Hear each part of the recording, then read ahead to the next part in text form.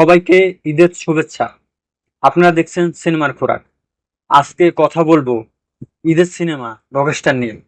এই সিনেমাটা আসলে কেমন, সিনেমা হলে গিয়ে দেখা উচিত হবে কিনা, গান, গল্প, অভিনয় সবকিছু নিয়ে আজকে বিস্তারিত কথা বলবো।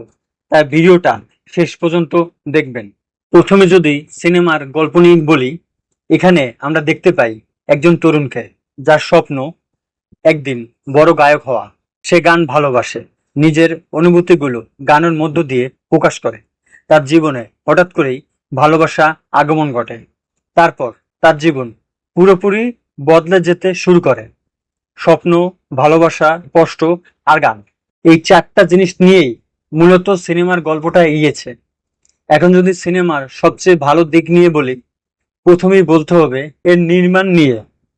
সত্যি বলতে অনেকদিন পর বাংলা সিনেমায় এত সুন্দর দৃশ্য দেখা গেল। প্রত্যেকটা দৃশ্য খুব পরিষ্কার, ঝকঝকে আর চোখে আরাম লাগে। বিদেশে বিভিন্ন জায়গায় দৃশ্য ধারণ করা হয়েছে, যার কারণে পুরো সিনেমাটা দেখতে অনেক বড় পরিসরে মনে হয়েছে। আর একটা জিনিস আমাকে সবচেয়ে বেশি অবাক করেছে, আর সেটা হলো এর সিনেমার ব্যাকগ্রাউন্ড মিউজিকের কাজ। অনেক সময় আমরা বাংলা সিনেমায় দেখি ব্যাকগ্রাউন্ড মিউজিকের কাজ দুর্বল হয়ে থাকে, কিন্তু এখানে সেই সমস্যা নেই।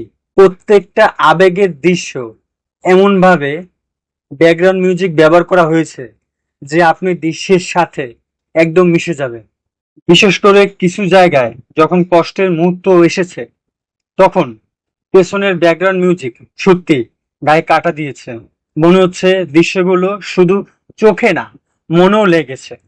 এবার আসি গান নিয়ে। যেহেতু সিনেমার নাম রকস্টার, তাই এখানে অনেক গান থাকবে, এটাই স্বাভাবিক। আর ভালো ব্যাপার হলো গানগুলো শুধু জোর করে ঢুকানো হয়নি।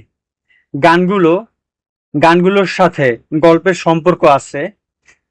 গানের কথাগুলো বেশ সুন্দর, বিশেষ করে প্রেমের গানগুলো শুনতে খুব ভালো লেগেছে। আর মঞ্চে গাওয়ার সময় যে গানগুলো এসেছে, সেগুলো হলে বসে শুনতে আলাদা অনুভূতির কাজ করেছে।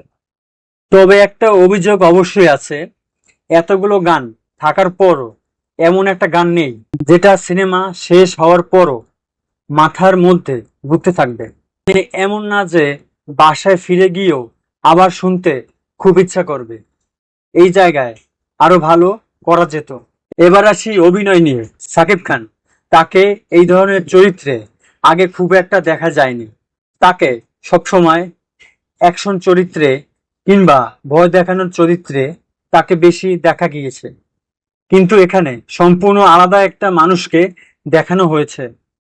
একজন স্বপ্নবাজ, আবেগী আর ভাঙা মনের মানুষের চরিত্রে তাকে বেশি ভালো লেগেছে।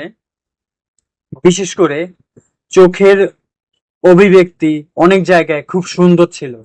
তবে শুরুর কিছু জায়গায় অভিনয় একটু বেশি মনে হয়েছে, কিন্তু কিছু কিছু সংলাপ আর রাগ দেখানোর দৃশ্য স্বাভাবিক লাগেনি। কিন্তু সিনেমা যত সামনে এগিয়েছে, অভিনয় তত ভালো হয়েছে। সাবিলা নূরের থাও আলাদা করে বলতে হবে, তাকে অসম্ভব সুন্দর লেগেছে এই সিনেমায়। তার উপস্থিতি পর্দাকে আরো প্রাণবন্ধন করেছে। দুজনের একসাথে দৃশ্যগুলো অনেক ভালো লেগেছে, কিন্তু সমস্যা হচ্ছে তাদের ভালোবাসার সম্পর্ক আরো গভীরভাবে দেখানো যেত। দর্শক হিসাবে আমরা চেয়েছিলাম তাদের সম্পর্কের মধ্যে আরো আবেগ, আরো পাগলামি দেখতে। সেই জায়গাটা পুরোপুরি পাওয়া যায়নি। এবার আসি সিনেমার দুর্বল দিকগুলো নিয়ে। সবচেয়ে বড় সমস্যা হচ্ছে গল্পের গভীরতা। সিনেমাটা দেখতে সুন্দর, শুনতেও সুন্দর, কিন্তু ভেতরের গল্পটা আরো শক্ত হওয়া দরকার ছিল। অনেক দৃশ্য এসেছে আবার চলে গেছে, কিন্তু গল্পকে খুব বেশি সামনে নেয়নি। মাঝে মাঝে মনে হয়েছে কিছু দৃশ্য না থাকলেও সমস্যা তেমন হতো না। আর শেষ অংশটা খুব দ্রুত শেষ করে দেওয়া হয়েছে।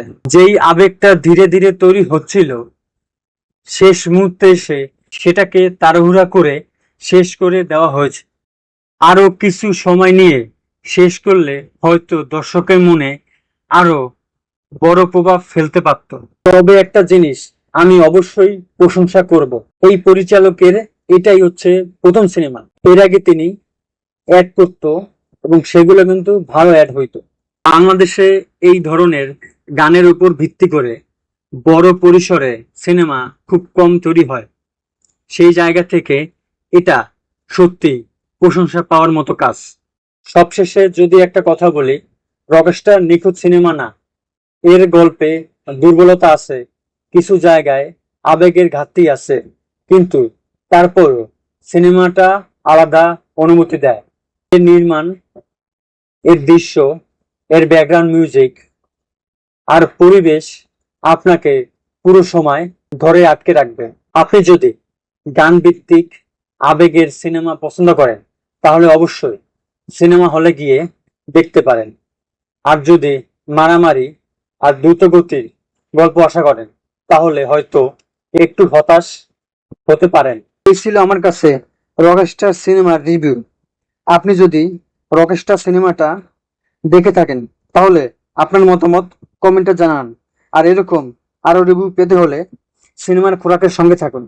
সিনেমার এমন খোরাক পেতে চাইলে চ্যানেলটি সাবস্ক্রাইব বাটনে ক্লিক করুন আর বেল আইকন অন করে দিন। ভালো থাকবেন, দেখা হবে পরের ভিডিওতে।